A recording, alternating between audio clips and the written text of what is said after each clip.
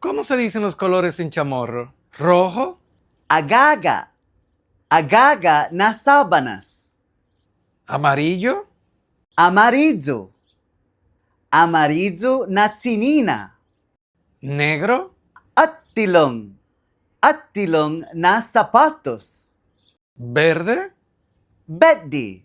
Beddi na tronco. ¿Blanco? Apaka. Apaka na katsunas. ¿Gris? Kulot apo. Kulot apo na pluma. ¿Azul? Asut. Asut na pintura. ¿Naranja? Kulot kahit. Kulot kahit na sidza. ¿Morado? Lila. Lila na flores. ¿Rosado? Kulot di rosa. Kulot di rosa na blusa. ¿Dorado?